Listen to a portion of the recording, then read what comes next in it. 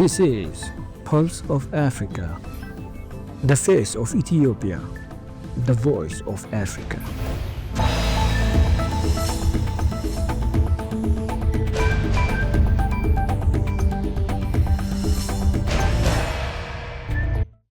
Hello viewers, you're watching Pulse of Africa. I'm Jalani Tesfaye for the main news.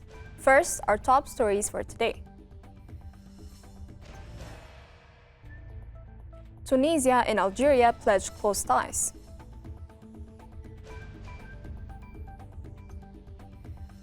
Ghana and Czech Republic sign key agreements.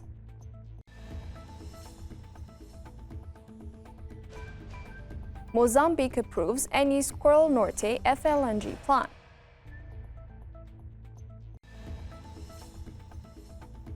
African Finance Corps reports $1.1 billion revenue. Now, the news in detail.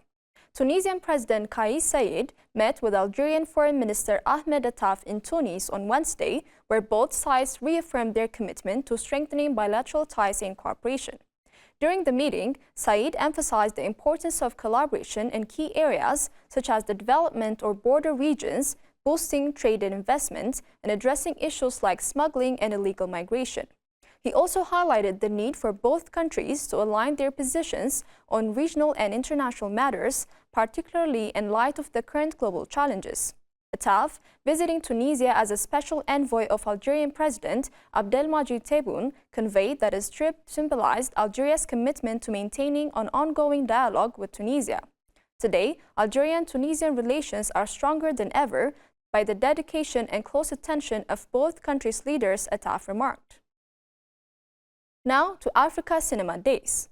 Côte d'Ivoire took center stage at African Cinema Days 2025 with over 600 participants celebrating African cinema in Paris with screening, debates, and concerts. The event kicked off at the Club de l'Etoile with a screening of Henri Duparc's cult film Bal Poussière in its restored version. It was an emotional opening for film fans and onlookers alike who were delighted to rediscover this popular Ivorian comedy that left its mark on the history of French-language cinema. Over the course of the 3 days, audiences were treated to screenings of emblematic features such as La Femme au Couteau by Timite Bassori and Les Gros Lots by Fadike Karamolanise. Shifting to Ghana and Czech Republic. Ghana and Czech signed agreements on political consultation and air transport, urging business communities to explore opportunities in Ghana. The agreements were formalized during a state visit by Czech Republic President Petr Pavel, who held bilateral talks with President John Mahama at the Jubilee House on Tuesday, April 9th. Following their closed-door discussions, President Mahama briefed the media, emphasizing the historical ties between the two nations, which dates back to 1961. President Mahama highlighted the potential for increased cooperation across various sectors and urged the Ghanaian and Czech business communities to explore the diverse opportunities within the Ghanaian economy. We also signed an MOU on political consultation and a bilateral air services agreement, he stated. Moving on to DRC. A wild beast, a gorilla, and a giraffe were among the life-size puppets that began a 20,000-kilometer trek around the world Wednesday from the capital of the Democratic Republic of the Congo to raise awareness about migration caused by climate change. The animals are part of the herd's projects and aim to cross about 10 countries between Central Africa and the Arctic by August. Their journey will take them through Nigeria, Senegal, Morocco, France, and Norway, among other countries. This project tries to give the public a strong emotional sense of what's happening to the planet, project producer David Land said. In other news, UN Secretary General Antonio Guterres on Thursday urged immediate, unimpeded aid access to the Gaza Strip. More than an entire month has passed without a drop of aid into Gaza. No food, no fuel, no medicine, no commercial supplies, Guterres said at a press conference. As aid has dried up, the floodgates of horror have reopened. No humanitarian supplies can enter Gaza. Meanwhile, at the crossing points, food, medicine, and shelter supplies are piling up and vital equipment is stuck, he told reporters. All crossings remain closed for aid and commercial goods into Gaza under Israel's orders since March 2, according to the UN Office for the Coordination of Humanitarian Affairs. Meanwhile, Brazil has scheduled a preliminary round of negotiations that helps countries prepare for the Global Climate Summit, known as COP30, for October, roughly a month before the main event starts at the Amazonian city of Belém. The government's special secretary for COP30, Walter Correa de Silva, said on Wednesday. The early negotiations, called the pre-COP, will take place in Brasilia, the nation's capital, on October 14 and 15, he said. Despite being a much smaller event with only the main negotiators, the pre-COP has gained importance this year because countries are struggling to deliver their new pledges to reduce the greenhouse gas emissions that cause global warming, known as nationally determined contributions.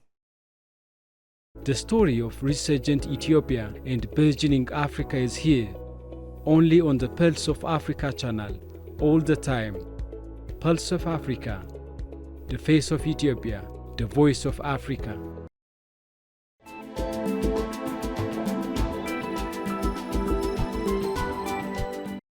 Turning to business news.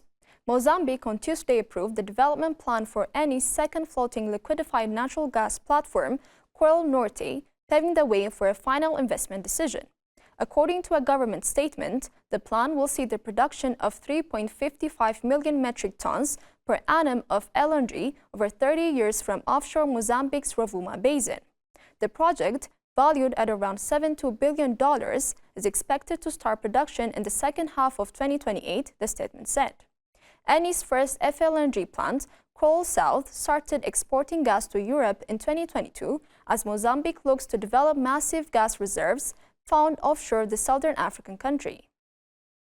Finally, the African Finance Corporation's revenue rose 22.8% last year to $1.1 billion, it said on Wednesday, citing project finance and infrastructure deals across Africa. The AFC said the revenue performance was the strongest to date, adding that net income rose 22.3% to $400 million, up from $327 million a year ago. Chief Executive Samalia Zubairu said the result shows that strategic investment in African infrastructure creates lasting value for beneficiaries and investors. The corporation said it mobilized capital for African projects ranging from energy to natural resources. Before concluding, let us provide you with the latest updates on global commodities prices.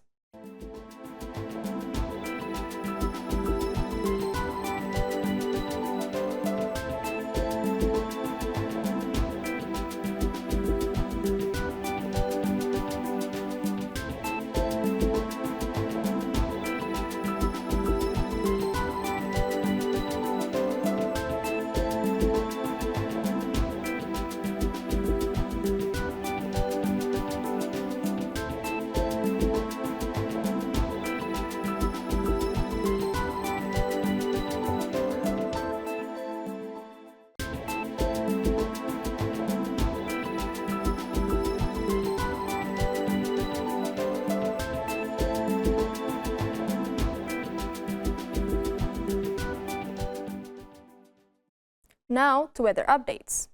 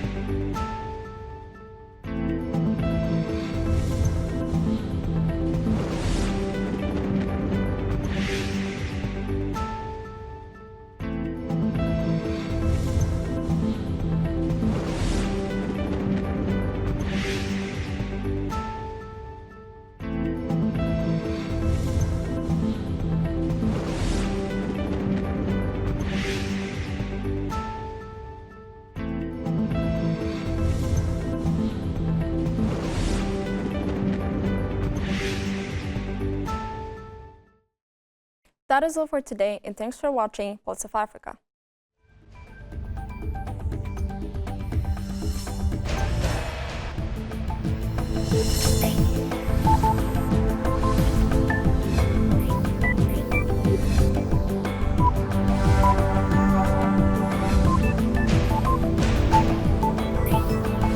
This is Pulse of Africa, the face of Ethiopia, the voice of Africa.